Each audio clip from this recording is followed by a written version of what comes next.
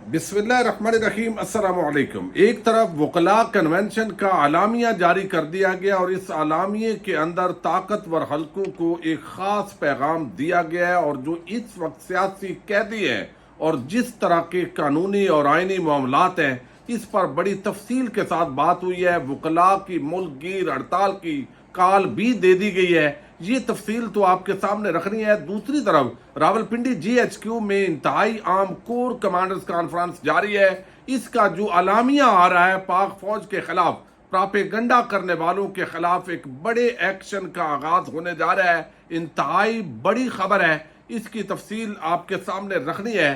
Lahore high court کے ججز پر نگران حکومت بڑی مہربان ہوئی ہے اور کچھ کروڑوں روپے دیے گئے ہیں، کس مد میں دیے گئے ہیں یہ تفصیل بھی آپ کے سامنے رکھنے جا رہا ہوں۔ امید ہے آپ سماعت کریں گے اور اپنے قیمتی فیڈ بیک سے ضرور آگاہ کریں گے۔ اس وقت ملک کے اندر گھٹن کا ماحول ہے، بہت ساری ایسی باتیں ہیں جو بندہ اس پیرائے کے اندر نہیں کر سکتا، سمجھ نہیں آتی۔ اب وہ حقائق بیان کرنا جو ہے وہ بھی پراپیگنڈا نہ ہو جائے اور کسی اور معنی کے اندر اس کو استعمال کر کے، تو جیسے اس وقت لوگوں کے ساتھ ہو رہا ہے ویسا ہی کہیں ہمارے ساتھ بھی نہ ہو۔ تو اس وجہ سے محتاط انداز کے اندر جو چیزیں ہیں وہ آپ کے سامنے ویڈیوز کے اندر رکھیں گے۔ لاہور ہائی کورٹ کے حوالے سے آج بڑی خبر آئی ہے اور اس کے اندر بھی بہت اس کو بڑھا چڑھا کر میری نظر میں پیش کیا جا رہا ہے، اور اس کے اندر ایک قابل اعتراض معاملہ ضرور ہے جس پر بات ہونی چاہیے کہ جو مراعات یافتہ طبقہ ہے اس کو اگر آپ مزید مراعات دیں گے اور وہ بھی سستی، تو پھر یہ اس پر سوال اٹھے گا۔ ویسے تو جو لاہور ہائی کورٹ کے ججز ہیں انہوں نے قرضوں کے لیے اپلائی کیا، پنجاب حکومت نے مہربانی کی، کروڑوں روپے ان پر نچھاور کر دیے، اور اب جو موجودہ فیصلے آ رہے ہیں کیا ان کے ساتھ اس کا تعلق ہے؟ تو مجھے لگتا ہے کہ ایسی بات نہیں ہے۔ پہلے میں آپ کے سامنے یہ خبر رکھتا ہوں، جو کابینہ کی اسٹینڈنگ کمیٹی برائے فائنانس نے یہ ججز کے لیے بلا سود قرضوں کی ایک منظوری دی ہے، جس کے اندر بتایا گیا ہے کہ لاہور کے جو ہائی کورٹ کے 12 ججز جو ہے، لاہور ہائی کورٹ کے جو ججز ہیں ان کو بلا سود قرضے دیے جائیں گے۔ ججز 12 سال کی مدت میں بغیر سود ادا کیے یہ قرض واپس کریں گے۔ ہائی کورٹ کے 11 ججز کو ان کی 36 بنیادی تنخواہوں کے برابر قرض دیا گیا ہے۔ تو یہ 36 جو بنیادی تنخواہیں ہیں ان کے برابر قرض ہے۔ کابینہ کی اسٹینڈنگ کمیٹی برائے فائنانس نے ججز کو بلا سود قرض کی منظوری دی ہے۔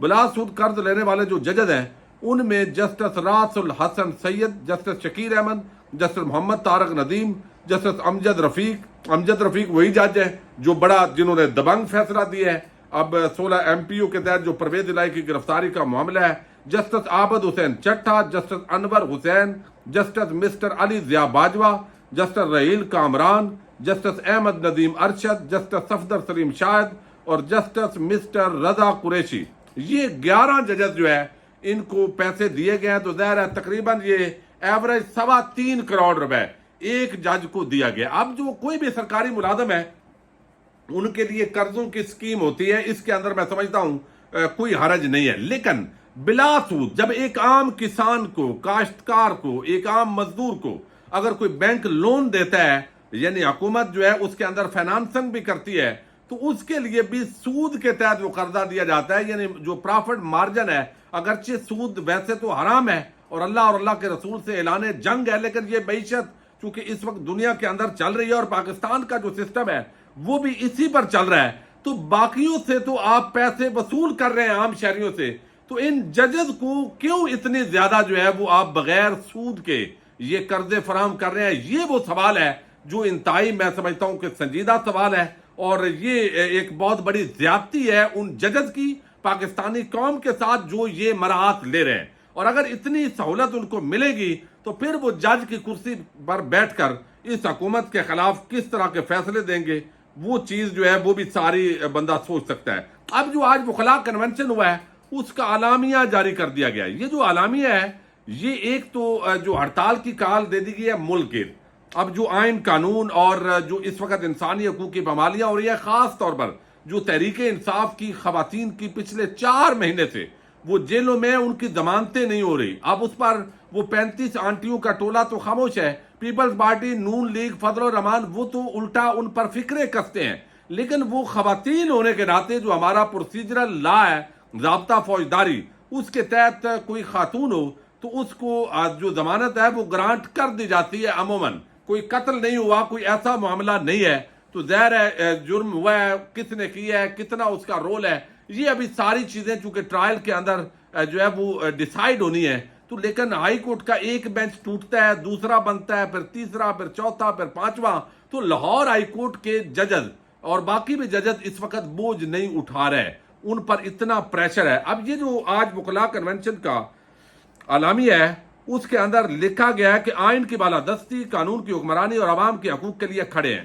عام انتخابات کا انعقاد آئین کے تحت 90 روز میں کروایا جائے. ملک بھر کے وکلاء آئین کا دفاع اور شہریوں کے حقوق کا تحفظ کریں گے. پاکستان اس وقت تاریخ کے انتہائی نازک حالات سے گزر رہا ہے. ادارے تحفظ کے تحت انتخابات کے انعقاد سے گریز ہیں.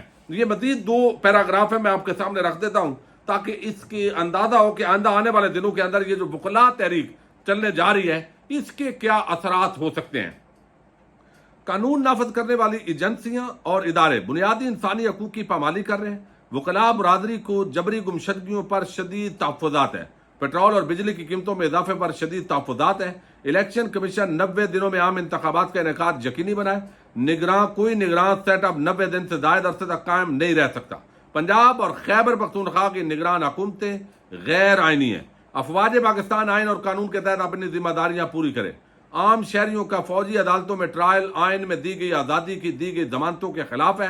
حکومت یا کوئی ادارہ کسی جج کو دباؤ میں لا کر اپنی مرضی کا فیصلہ نہیں لے سکتا. تو خیبر پختونخوا اور پنجاب کی نگران حکومتیں چونکہ 90 دنوں سے زیادہ ہو گئی ہیں تو ان کو غیر قانونی قرار دیا گیا ہے. دوسری طرف کہا گیا کہ یہ ایسا جو ہے وہ جو ایسا کریں گے ان کے خلاف قانون کے مطابق کارروائی ہوگی. سیاسی بنیادوں پر گرفتار کیے گئے سیاسی کارکنوں کو فوری رہا کیا جائے. فوج کو حراست میں موجود عام شہریوں کو سول عدالتوں کے تحویل میں دیا جائے. خواتین کارکنوں کو ہراساں کرنا اور گرفتاریوں کی شدید مذمت کرتے ہیں. بجلی, تیل اور گیس کی قیمتوں میں اضافہ واپس لیا جائے. سپریم کورٹ بار ملک کی معاشی صورتحال کے تناظر میں تمام سٹیک ہولڈرز کو مدعو کرتی ہے کہ تعمیری مکالمے کا آغاز کریں. تو یہ ایک بڑا بیلنس تھا یہ اعلامیہ ہے جس کے اندر اسٹیبلشمنٹ کو بھی ایک جو ہے وہ بٹوین دا لائن میسج دیا گیا ہے, اور دوسری طرف جو ہے وہ کہا گیا ہے کہ خیبر پختونخوا اور پنجاب کی حکومتیں چونکہ 90 دن سے زائد ہو چکی ہیں تو لہذا اب وہ آئینی طور پر حکومتیں نہیں ہیں, اور اس کے ساتھ جو ہے وہ انسانی حقوق کی پامالی اور پولیٹیکل ورکر جو ہے ان کے جو اس وقت گرفتاریاں ہیں خاص طور پر خواتین کی, اس پر جو ہے وہ سوالات اٹھائے گئے. اب ایک اور بڑا معاملہ ہے اور وہ اس وقت کور کمانڈرز کانفرنس ہو رہی ہے. اس کا جو تفصیلی اعلامیہ آئے گا وہ تو اگلی ویڈیو میں آپ کے سامنے رکھیں گے, لیکن اس وقت جو خاص ماحول ہے اس کے تناظر میں ہم سمجھ سکتے ہیں. اور ایک صحافی جو طاقتور حلقوں کے قریبی سمجھے جاتے ہیں انہوں نے ایک بڑا دعویٰ کر دیا, اور اس کے تحت جیسے کہا گیا کہ وہ اب مزید سختیاں بڑھیں گی, تو اب مزید سختیاں لگتا ہے بڑھنے جا رہی ہیں. اب سمجھ یہ نہیں آتی کہ کون سی خبر آپ کے سامنے کس انداز کے اندر رکھی جائے. یہ ہمارا بھی اس وقت بڑا امتحان ہے. اب اس وقت کہا یہ گیا ہے کہ جناب یہ فوج کے خلاف جو پراپیگنڈا کرتے ہیں, جو غلط خبریں دیتے ہیں, فیک نیوز پھیلاتے ہیں, ان کے خلاف ایکشن ہوگا. میں سمجھتا ہوں فیک نیوز نہیں پھیلانی چاہیے. ایک ہی چیز ہے کہ ایک تو ہماری مسلح بہادر افواج ہے جو دہشت گردوں کے خلاف لڑ رہی ہے, جو ہمیشہ مشرقی مغربی بارڈر پر اندرون ملک جو ٹی ٹی پی یا دیگر دہشت گرد گروہ ہیں ان کے خلاف برسر پیکار ہے, وہ پاکستانی قوم کے ماتھے کا جھومر ہے. اور دوسری طرف اسٹیبلشمنٹ کا سیاست کے اندر رول, اس پر تنقید کرنا نہ تو یہ فیک نیوز میں آتا ہے, اور میرا خیال ہے اس کو ہماری اسٹیبلشمنٹ اور ادارے بھی برداشت کریں گے. لیکن اگر میں یہ کہوں کہ جو جنرل عاصم منیر ہیں ان کی کل کو چھٹی ہو رہی ہے, یا D G I S I جو ہے وہ بغیر تحقیق کے کہا جائے کہ وہ بھی فارغ ہو گئے ہیں, اور اب یہ ظاہر ہے فیک نیوز ہوں گی, پراپیگنڈا ہوگا, اور پھر بہت ساری ایسی چیزیں جو حقائق پر مبنی نہ ہوں وہ پراپیگنڈا کے زمرے میں آتے ہیں, اور اب ان کے خلاف ایک بڑا ایکشن ہونے جا رہا ہے. ایک تو سمگلنگ کے خلاف ایکشن شروع ہو چکا ہے, باقاعدہ آج اجلاس ہوا ہے آفیشلز کا, اور اس کے اندر ٹارگٹ سیٹ کر لیے گئے ہیں اور کچھ پکڑ بھی لیے گئے ہیں.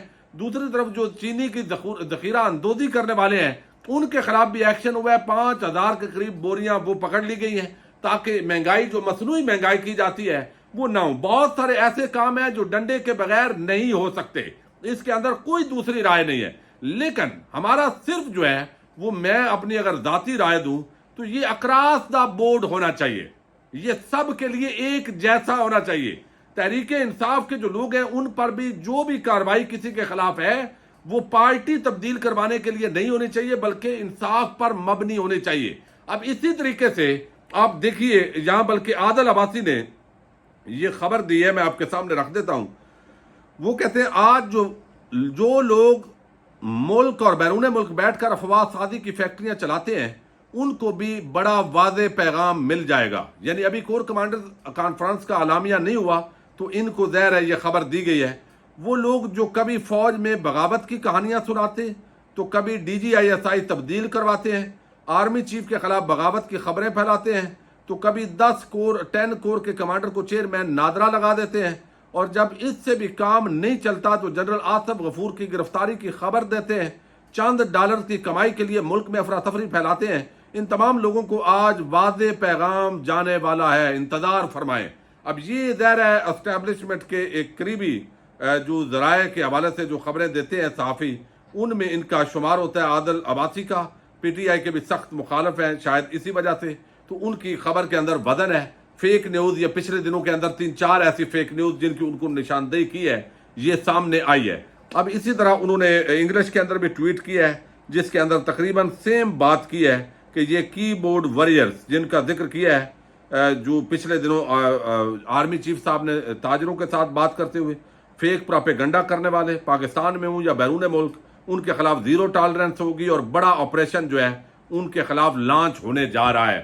اب یہ جو ہے فیک نیوز تو ظاہر ہے ویسے ہی کنڈیمیبل ہے, ان کو نہیں پھیلانا چاہیے. اور باقی جو پاکستان کی سیاست کے اندر اسٹیبلشمنٹ کا رول ہے اس پر ہمیشہ بات ہوتی ہے, سارے لوگ کرتے ہیں, لیکن اس میں یہ بھی دیکھنے والی بات ہے, یہ نہیں ہے کہ اگر کوئی PTI کا حامی ہے تو اس کے خلاف تو کاروائی ہو لیکن اعزاز سید اور عمر چیمہ جیسے لوگ اگر بات کر رہے ہو تو ان کو کچھ نہ کہا جائے. تو یہاں پر جو بھی ہو وہ انصاف کے تقاضے کے مطابق ہونا چاہیے اور سب کو ایک دفعہ وارن کرنا چاہیے, فیک نیوز نہ ہو, اور جو ریشنل بیس جو خبر ہوتی ہے اس پر جو تجزیہ ہے اس کو تجزیے کو بھی فیک نیوز کے زمرے میں نہیں آنا چاہیے, اس کو پراپیگنڈا کے زمرے میں نہیں آنا چاہیے. مثلا اس وقت پاکستان کی ریاست جو ہے وہ کون اس کو ہینڈل کر رہا ہے, اب اس پر اگر کوئی بات کرتا ہے تو یہ فیک نیوز تو نہیں ہوگی.